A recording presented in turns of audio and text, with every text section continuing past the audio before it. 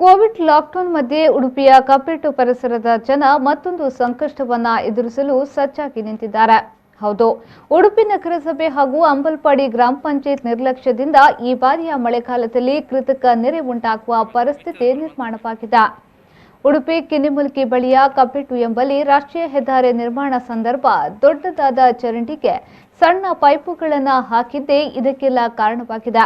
ನಗರದ ಅಂಬಲ್ಪಾಡಿ, ಅಜ್ಜರಕಾಡು, ಕಿನ್ನಿಮುಲ್ಕಿಯಿಂದ ಹರಿದು ಬರುವ ಮಳೆ ನೀರು ಇದೇ ಪ್ರದೇಶದಲ್ಲಿ ಸೇರುತ್ತದೆ.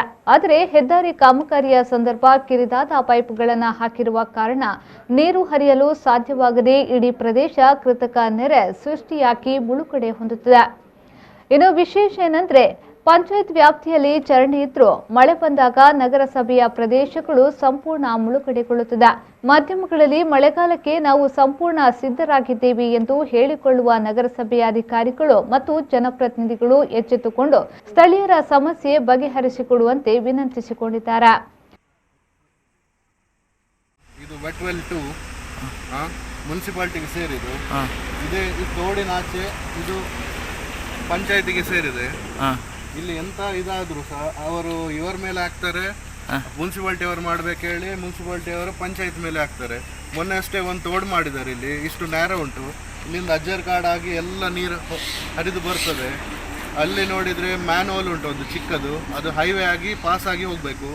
ಈ ಸೈಡ್ ನಿಮ್ಮದು ಅಂಬಲ್ಪಾಡಿ ಸೈಡಿಂದ ಬಂದ ನೀರು ಈಚೆ ಬರ್ತದೆ, ಅಲ್ಲಿ ಕಿನ್ನಿಮುಲ್ಕಿಯಿಂದ ಬಂದ ನೀರು ಈಚೆ ಬರ್ತದೆ. ನಮ್ಮದು ಪಂಚಾಯತಿ ಅಂಬಲ್ಪಾಡಿ. ಯಾರಿಗೂ ಎಂತ ಹೇಳಿದ್ರು ಸಹ ಅವ್ರು ಮಾಡ್ತಾರೆ, ಇವ್ರು ಮಾಡ್ತಾರೆ. ಈ ಸಲ ಸಹ ನಮಗೆ ಲಾಸ್ಟ್ ಟೈಮ್ ನಮ್ಮ ಮನೆ ಎಲ್ಲ ಮುಳುಗಿದೆ, ಪರಿಸರದ ಸುಮಾರು ಮನೆ ಮುಳುಗಿದೆ. ಇಲ್ಲಿ ಯಾರು ಅದರ ಮೇಲೆ ಇನಿಷಿಯೇಟಿವ್ ತಗೊಳ್ತಾ ಇಲ್ಲ.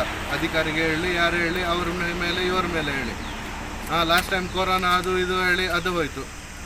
ಈ ಸಲ ನಾವೇ ಕೆಲಸ ಮಾಡಿಸ್ತಿದ್ದೀವಿ ಹೇಳಿದರೆ ನಮ್ಮ ಪ್ರೊಟೆಕ್ಷನ್ಗೋಸ್ಕರ. ಯಾಕಂದರೆ ಎಂತಾದರೂ ಅನುಭವಿಸೋದು ನಾವು.